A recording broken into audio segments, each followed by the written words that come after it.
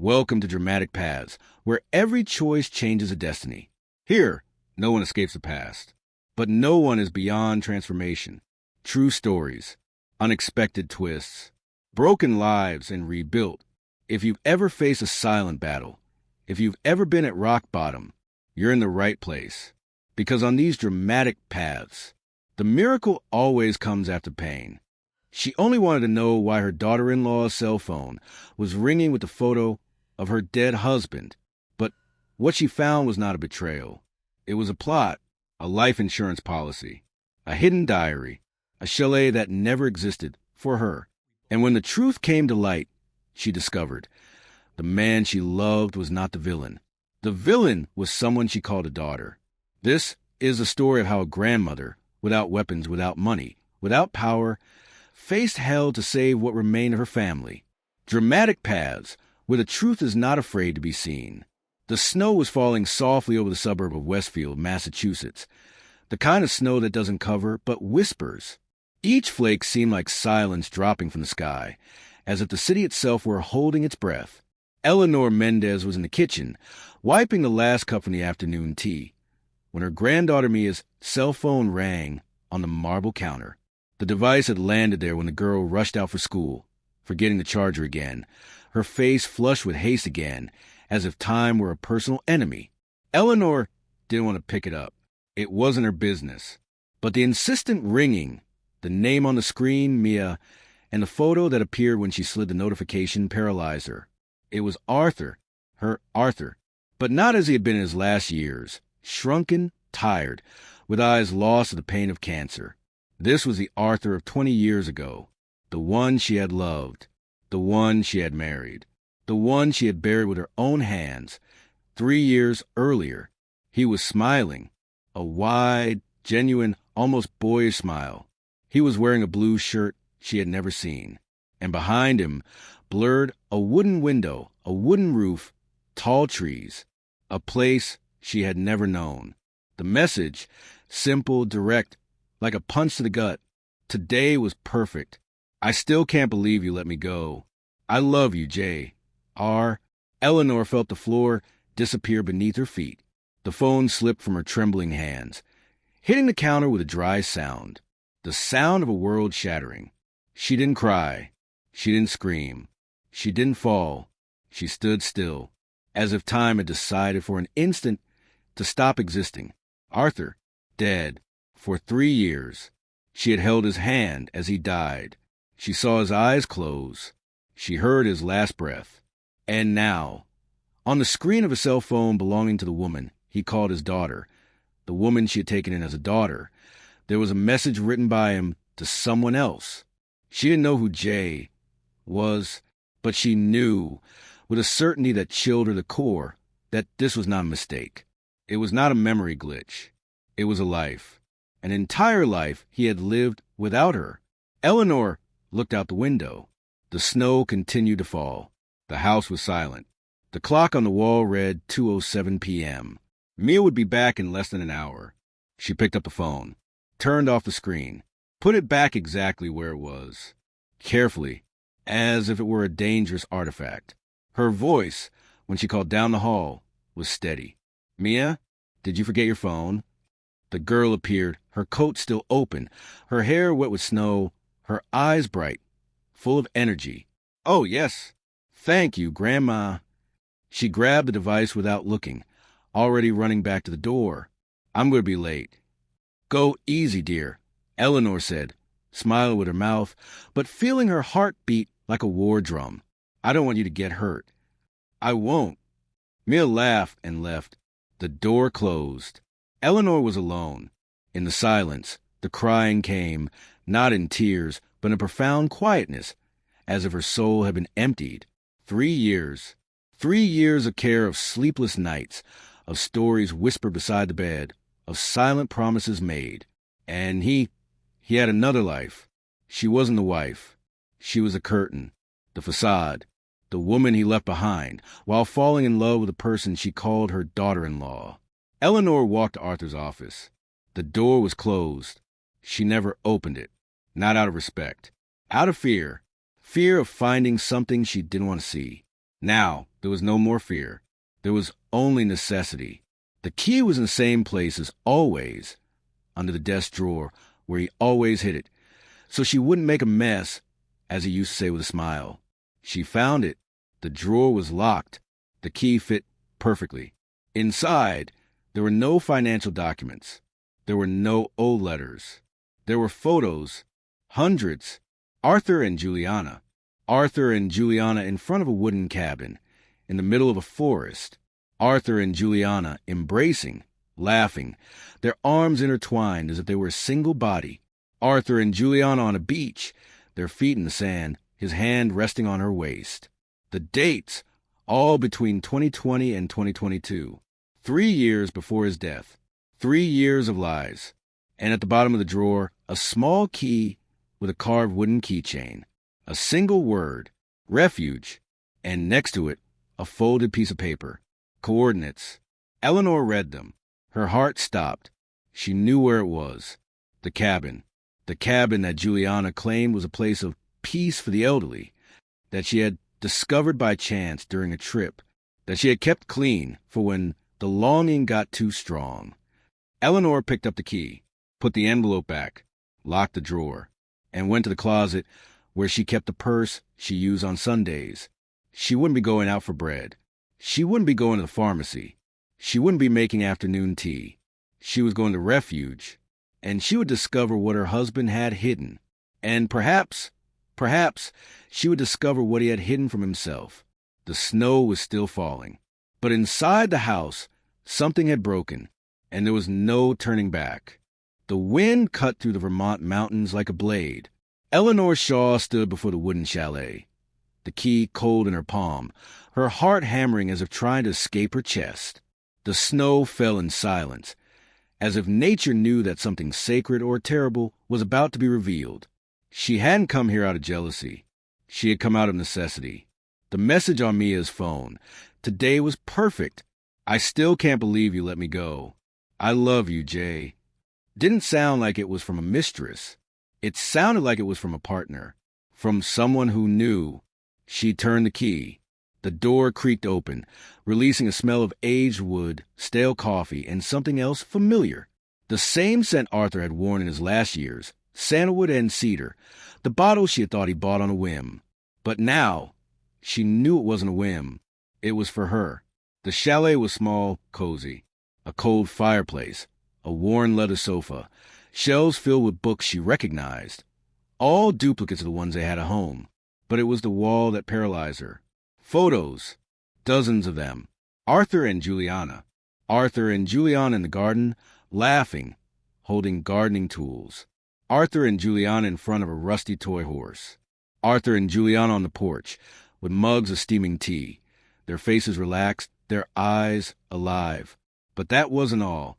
On the dates on the back, all between 2020 and 2022, Eleanor noticed something strange.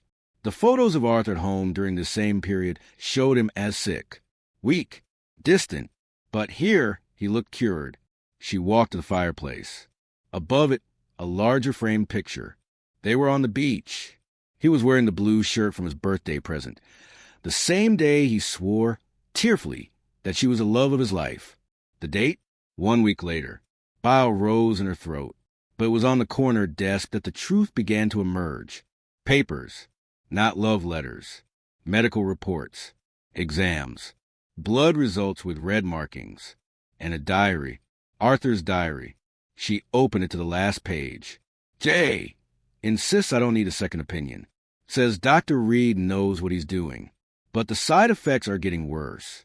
Today, I almost passed out in the chalet. Jay got nervous, not sad. Nervous. When I asked about the medications, she changed the subject. Eleanor is suspicious. She wants to take me to the university hospital. Maybe I should tell her everything. Maybe. The sentence ended there. Eleanor flipped back through the pages. The previous entry spoke of growing love and a silent distrust. Jay suggested I update the life insurance. Said that with a diagnosis, it would be wise. She even offered to help with the paperwork. Something about it made me uneasy. She's known Dr. Reed for years. Says he's a genius. But why have I never heard of him before? Today, I found searches on her laptop. Symptoms of digoxin poisoning. It's a medication I'm taking. Coincidence? I don't believe in coincidences anymore. Eleanor sat down heavily. This wasn't an affair. It was a trap. And Arthur, he knew he wasn't cheating. He was surviving. And then, at the bottom of the drawer, she found what destroyed her the most. A life insurance policy. Value, $1 million. Beneficiary, Juliana. Activation date, 6 months before Arthur's death. And a bank transfer receipt from an account in Arthur's name that she never knew existed to an account in the Cayman Islands under the names Juliana and Dr. Reed. The floor disappeared. But not because of betrayal, because of the truth. Her Arthur hadn't chosen another woman. He had been eliminated by her. And as Eleanor wiped away silent tears, her phone rang. It was Mia. Grandma, are you okay? You disappeared. Eleanor looked at the photos, at the diary, at the policy. I'm fine, dear. Just sorting a few things out. Oh, good, because Mia's voice hesitated. Aunt Juliana called. She said she's coming over later. Something about tidying up Grandpa's papers. Tidying up the papers. Eleanor froze. Did she say when she'd arrive? Around 4 p.m. She said you two have some long overdue conversation. Eleanor looked at the clock. 1:47 p.m. She had time, but not much. All right, Mia, I'll be there. She hung up, and then, with a calmness she hadn't felt since Arthur's funeral, she did something she had never done in her life. She picked up the phone and called Daniel. Son, I need you to use your access at the hospital. What? Mom, what is it? I need all of your father's medical records. But that's illegal. Do you trust Juliana? Eleanor cut in, her voice sharp as steel. Silence. Daniel sighed. I've noticed things. She's been acting strange. Then come here. Alone. Don't tell her anything. Where's here? The chalet in the mountains. The one she never mentioned. She sent the coordinates. She hung up, and then, her hand steady for first time in days, she tucked the diary, the photos, and the policy into her bag. Because now, she was no longer a betrayed widow. She was a hunter, and Juliana didn't know it. But she was about to be hunted. The snow had stopped, but the cold lingered like an unwelcome guest. Eleanor Shaw drove back home slowly, her hands numb from the wind, and her mind even colder. The refuge key was in her coat pocket, but she felt no relief, only a growing emptiness. On the way, she passed a church where Margaret had left a notebook. She stopped. She went inside. The place was empty, silent. But on the last bench of the last row, there was something new, a white envelope resting on the wooden seat. No sender, no name, just a single word handwritten in blue ink. Read. Eleanor picked up the envelope. Inside, a letter. It wasn't from Margaret. It was from Daniel, her son. Mom, I got Dad's medical records, just as you asked. And, Mom, something is wrong. The last 6 months of treatment. The medications are incorrect. He was taking doses 3 times higher than prescribed. And there are records of appointments he never made, all scheduled by Juliana. Something here is wrong. And I think he knew. There is a diary. One he started writing after he found out the truth. It's hidden, but I think you already know where to look. Daniel. Eleanor folded the letter carefully. She sat down. She already knew. She knew since she saw the photos. Since she read the message on Mia's phone. Arthur wasn't cheating. He was being eliminated. And if he knew, then the diary wasn't just a testimony. It was a silent testament. That night, when she got home, she went straight to the office. She opened the locked drawer. She searched everything again, until she noticed something she had ignored before. One of the back shelves seemed poorly fitted. Maybe it was just time. Maybe not. She pushed it. It gave way. Behind it, there was a hidden compartment. Inside, a simple notebook, black cover, worn edges. Arthur's diary. She opened it to the first page. If you are reading this, it is because I have failed. The words paralyzed her. Juliana said Dr. Reed is the best oncologist in the city, that he saved her life when she had cancer years ago. I trusted her until I started to feel that my body wasn't responding to the treatments, until I realized that the symptoms were getting worse, not better. Eleanor turned the page. Today, I asked her about the medications. She changed the subject, said I was tired, confused, but I saw the fear in her eyes. Not sadness, fear, as if I were about to discover something that could destroy her. Another page. She suggested a larger life insurance policy, said it would be prudent. When I asked why, she replied, to ensure you can choose the best treatment. But I already have the best treatment. Unless the goal isn't to cure me, it's to keep me sick. Or worse. The last entry. If you are reading this, it is because I died before I could tell the truth. And if it is Helena who finds this diary, know this. I never betrayed you. Not with Juliana. Not with anyone. She used me. She used my illness. And I believe she will use my death, too. Protect yourself. Protect our family. And forgive me for not being strong enough to stop this. Eleanor closed the diary. Tears streamed down her face. But they were not of pain. They were of fury. She picked up the phone. Daniel. Mom, did you read it? I did. What are we going to do? We're going to confront her. Now. Yes. Before she disappears. Before she destroys any evidence. She'll deny it. And we'll show her the truth. Are you sure about this? I've never been so sure in my life. She hung up. She put the diary in her bag. She grabbed her car keys. And then she saw something on the table. Mia's cell phone. It had just chimed. She looked at the screen. Another message. Same sender. Jay. Same photo of Arthur. New text. Today was perfect. I still can't believe you let me go. I love you, Jay. But this time, there was something different. The message date. Yesterday. Arthur had been dead for 3 years. And someone was using his number. Eleanor did not hesitate. She put the cell phone in her bag. And she left. Not to run away, but to hunt. The snow had stopped, but the cold still cut the bones like a blade. Eleanor's shawl was back in the kitchen, her hands trembling and her heart heavier than ever. Arthur's diary. Her Arthur, the man she had loved for almost 40 years, was now tucked into her bag, like a bomb about to explode. She had heard Noah's cell phone ring. Again, and without a second thought, she looked at the screen. Another message. Same photo. Same sender. Jay. But this time, the text was different. Today was perfect. I still can't believe you let me go. I love you, Jay. Date. Yesterday. Arthur had been dead for 3 years. Someone was using his name.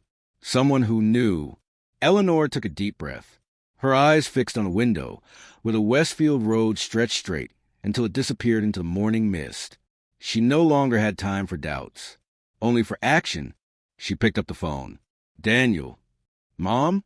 I got the records. And something is wrong. Very wrong. What? The medications Dad was taking, the doses were 3 times over the recommended amount. And there are appointments scheduled by Juliana with a doctor who never existed. Dr. Elias Reed? Yes. And the strangest thing, the University Hospital has a second opinion report dated 2 weeks before his death. Someone requested it, but it was filed away before it was read. Eleanor felt her stomach churn. Who filed it away? The signature says, Juliana Vance.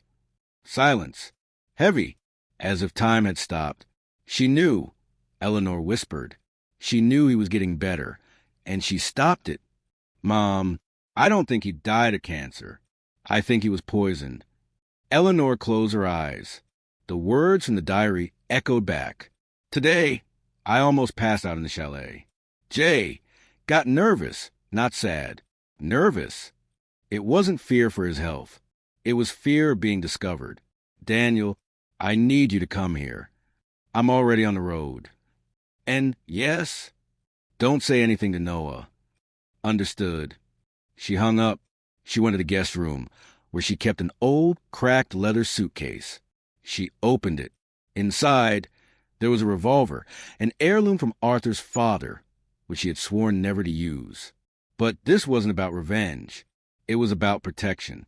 She put it in her coat pocket. At that instant, the intercom buzzed. Mrs. Shaw. It was the doorman's voice. "There's a lady here. Says she's your daughter-in-law. Juliana Vance." Eleanor froze. "Is she alone?" "Yes. She says she came to bring the will papers. Tell her I'm coming down." She didn't hesitate. She grabbed the diary. She secured the revolver. And she walked to the mirror. Her eyes, once tired, now burned with silent fury. "Not today, Juliana," she murmured. "Today you will answer." When she entered the lobby, Juliana was impeccable. Expensive wool coat, hair pulled back in a perfect bun, a sweet smile. "Eleanor, so good to see you. I brought Dad's documents. I think it's better we sort this out before the lawyers start charging us." "Of course," Eleanor replied, her voice calm, almost maternal. "Why don't we go upstairs?" They went up the elevator together. Silence. Only the sound of the machine ascending. "Are you all right?" Juliana asked suddenly. "You look different." "Just tired." Eleanor smiled. "Age, you know." "Oh, don't say that. You look great." "Thank you. And that coat? It looks like you've been on a secret mission. It's durable. And the revolver in your pocket?" Eleanor didn't flinch. Just a precaution. A precaution against what? Against someone who kills husbands for money. Juliana's smile vanished. "That's ridiculous. Arthur died of cancer. Then why does the hospital have a clean bill of health that you hid?" Juliana turned pale. "You have no proof. I have the diary. I have the medical records. And I have you here. Alone." Juliana backed away, but not in fear, in rage. "You don't understand, do you? He loved me. He wanted to run away with me. But you trapped him with your traditions, with your silence, with your suffocating kindness. He wrote in the diary, 'She used me. She used my illness.'" "A lie. Then why is the insurance in your name? Why did the money go to an account in the Cayman Islands?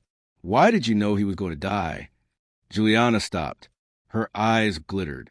And then she smiled. "Because he asked me to. He said he was tired, that he couldn't bear the pain anymore, that he wanted me to help him." "A lie. Ask Dr. Reed. He prescribed everything. And you administered it." Juliana did not deny it. "He was suffering." "Eleanor, I just set him free." "You didn't set him free. You stole him.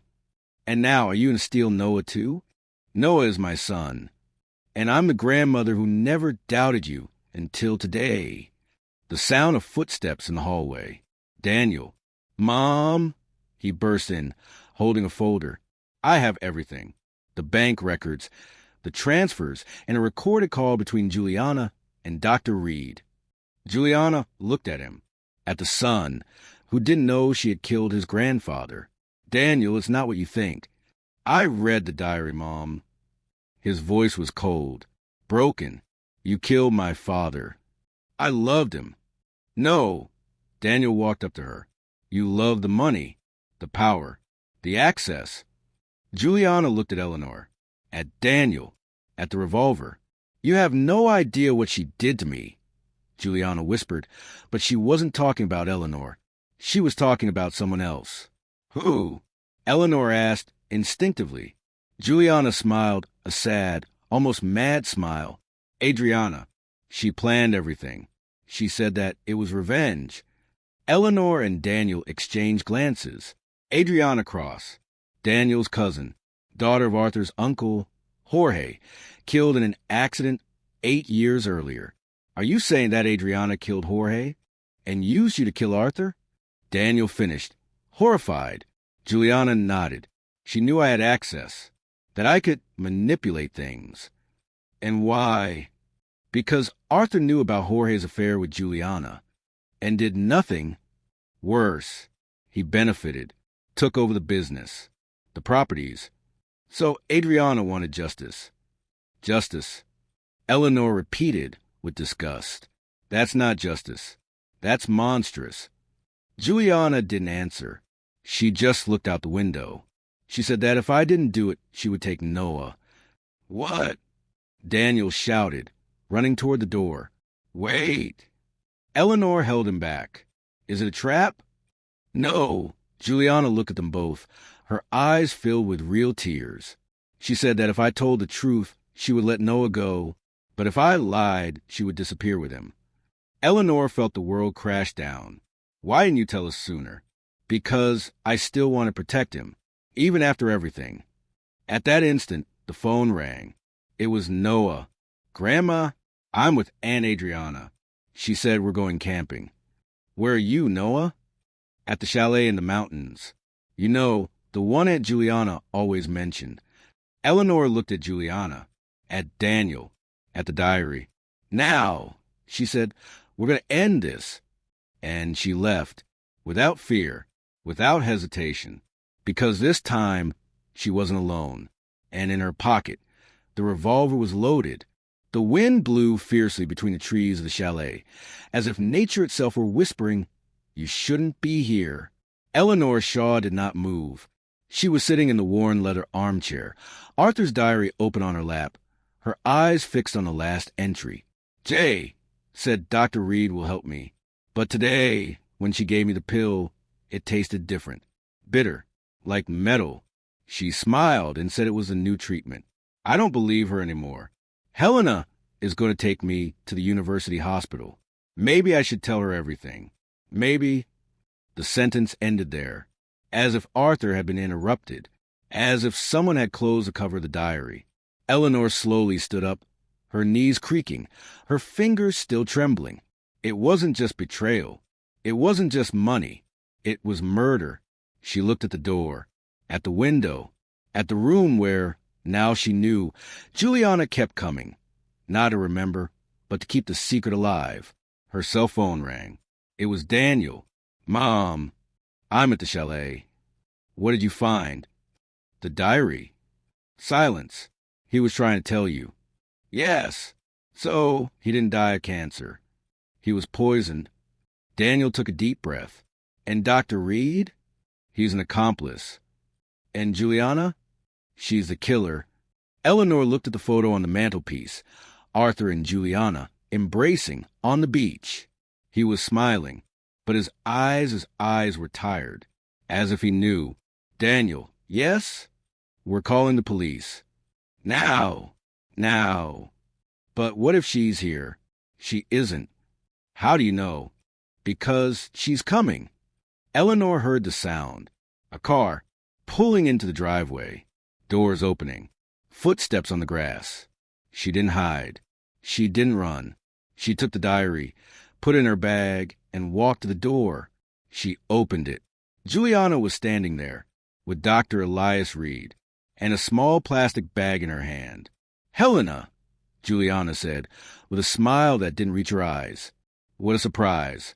Eleanor didn't smile. She didn't tremble. She just looked at the bag. What is that?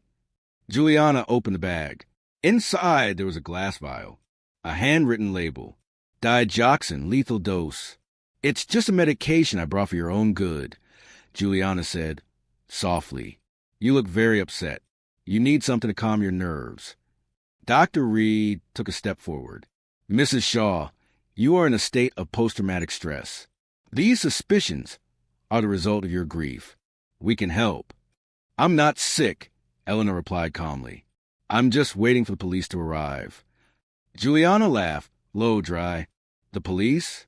Do you think they'll believe an elderly widow who broke into a private chalet, who found a diary that she might have fabricated? Eleanor smiled. You forgot one thing. What? I didn't fabricate the diary. She took her cell phone out of her bag. She pressed play. Arthur's voice recorded, coming from a voice recorder hidden in her coat pocket.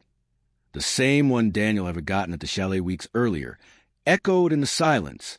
If she gives me another pill, I won't be able to pretend I'm not getting worse anymore. If I die, it's not cancer. It's her. And if I die, you have to tell Helena. She deserves to know. Juliana turned pale. Dr. Reed stepped back. Eleanor pressed the button again. If I die, it's not cancer. It's her. The silence was so heavy that even the wind stopped. Juliana took a step forward. You have no right to record that, and you have no right to kill. She raised the cell phone. This has been automatically sent to the police, and to Daniel, and to the local press, and to the journalists you tried to buy to silence the case. Dr. Reed turned ash white. You couldn't have done that. I did. Eleanor looked at Juliana. You didn't kill my husband for love. You killed him out of fear. Fear of what? That he would be more honest than you. The sound of sirens began to draw closer. Juliana tried to run, but Daniel appeared behind her with 2 police officers. Don't move, he said, his voice firm, as she had never heard it before. Eleanor didn't cry. She didn't scream. She just looked at the chalet, at the photos, at the diary, and at the vial of medication that Juliana had dropped. The truth did not need words. It only needed courage. And she had it. The snow was falling like ashes over the Vermont mountains. Eleanor Shaw was sitting in the armchair in the living room, her cell phone in her hand, Juliana's letter still open in her lap. The words seemed to burn. Adriana was the one who planned everything. She contacted me after Jorge's death. She knew about the affair. She blackmailed me. She suggested the insurance. She researched the medications. Dr. Reed doesn't even know about this. She stood up, walking to the window. The sky was dark, but the lights of the distant city still twinkled, as if the world continued normally while hers had shattered. Daniel, she called, her voice low but firm. Daniel appeared in the hallway, his face pale, his eyes red. Is she alive? He asked without preamble. No, but she left us a bomb. Eleanor handed him the letter. Adriana is the mastermind behind it all. She killed Jorge. She manipulated Juliana. She planned Ricardo's death. And now she is Noah. Daniel read in silence. He read it again. He paused. She knows where we are. She knows where he is. And she knows you found out. Yes. Then she won't wait. She'll act. Eleanor looked at the clock. 6:47 p.m.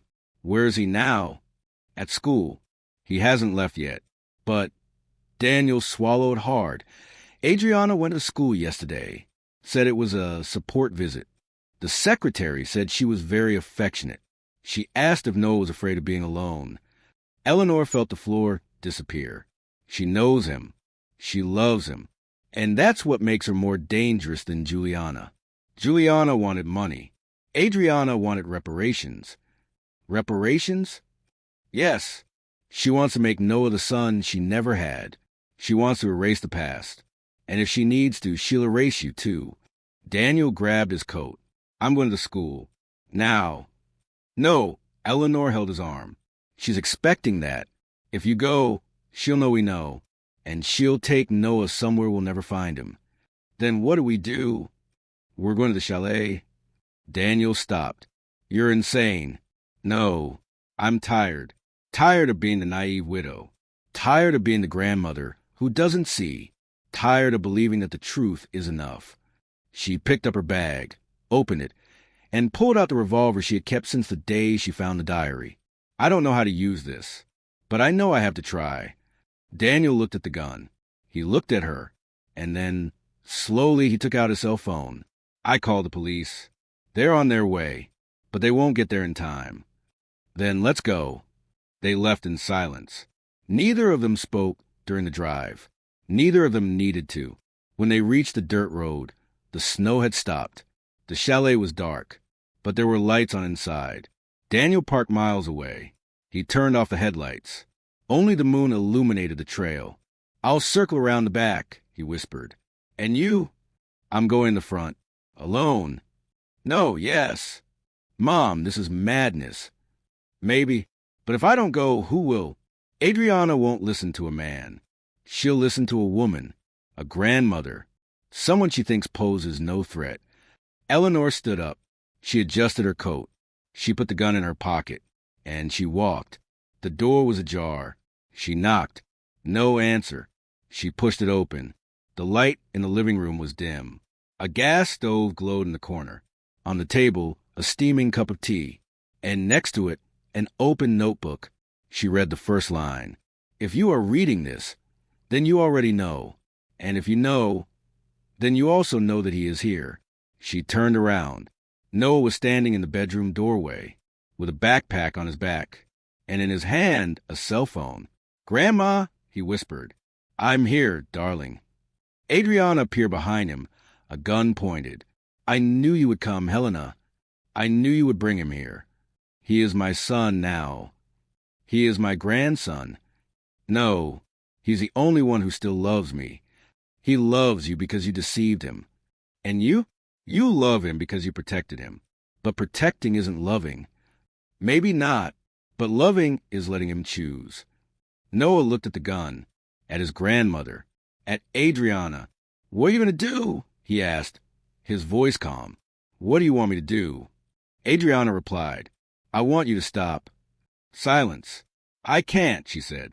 "Why?" "Because if I stop, I go back to just being myself." "So what?" "So, I'm nobody." Eleanor took a step forward. "You are someone, Adriana. You are Jorge's daughter. You are Ricardo's cousin. You are Noah's aunt. You are a woman who lost everything and tried to make the world pay for it. But you are not the monster you think you are. You are just a woman who was never seen." Adriana was trembling. "No one saw me." "I did." "You?" "Yes." "And what did you see?" "I saw a child who was abandoned. I saw a girl who was called a problem.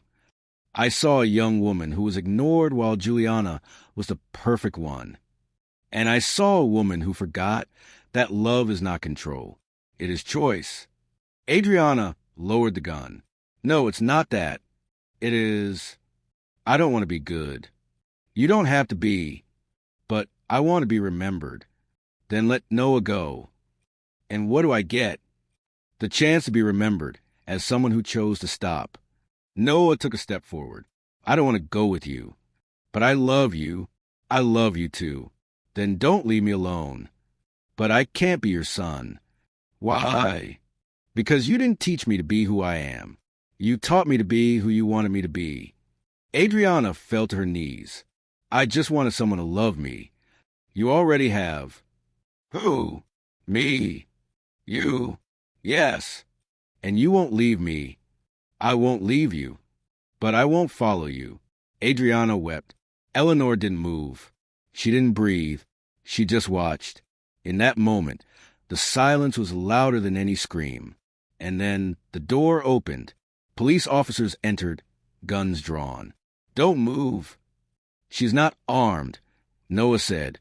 "She's disarmed. She is empty." Adriana didn't resist. She allowed herself to be led away, without a fight, without words. When they left, Eleanor and Noah remained alone in the chalet. He picked up his backpack. "Should we go?" "No, but we still have things to do." She walked to the table. She picked up the notebook, and she wrote with her own hand, "To the one who wanted to see me, to the one who truly loved me, to Noah, forgive me. Hey!" She placed the notebook on the table and left the door open. "What does that mean?" Noah asked. "It means she no longer owns a story. And we do." They left. The snow began to fall again. But this time, it was not a silence of ending. It was a silence of beginning. The following morning dawned clear, but the weight of the previous night still hung in the air. Eleanor Shaw was in the kitchen, preparing breakfast, when Noah walked in, cell phone in hand.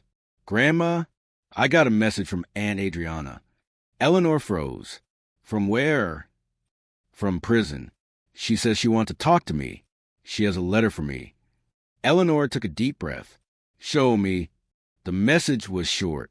"Noah, I know I don't deserve it, but I would like to see you. I can explain everything. Please." "Adriana." Eleanor took the cell phone. "Are you going to answer?" "I don't know. Part of me wants to understand. Another part is afraid." Eleanor hugged him. "You don't have to decide now. But what if she's telling the truth? What if she's lying to manipulate you again?" Noah sighed. "Sometimes I miss her, even knowing what she did." "That is human. But is it right?" "Missing her isn't wrong. Forgiving is a choice. At that moment, Daniel walked in, an official envelope in his hand. Mom, what is that? Court order. Adriana requested a supervised visit with Noah. She can't. She has rights, Mom. She's his aunt. She killed his grandfather, and she'll pay for it. But he has the right to decide if he wants to see her. Eleanor looked at Noah. The decision is yours. Noah looked at the letter, then at his grandma. Can I go? Only if it's supervised. And will you come with me? Always. The state penitentiary was a gray, featureless building, surrounded by barbed wire. Eleanor, Daniel, and Noah were searched before entering.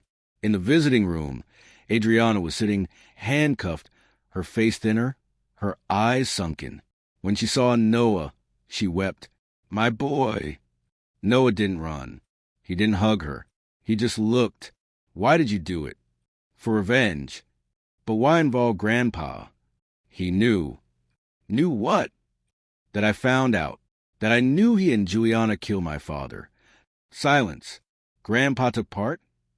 No, but he knew. Yes, and he did nothing. Noah looked at his grandma.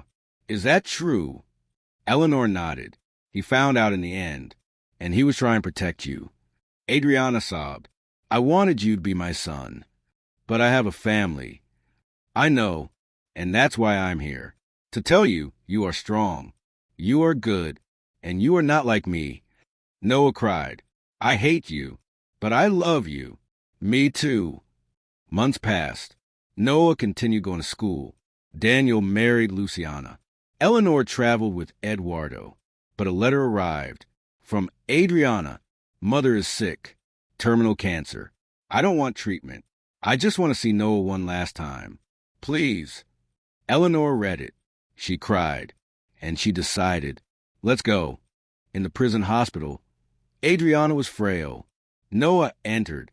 Hello, Andy. Hello, my boy. I came to say goodbye. Thank you. I don't forgive you, but I love you. That is enough. They embraced.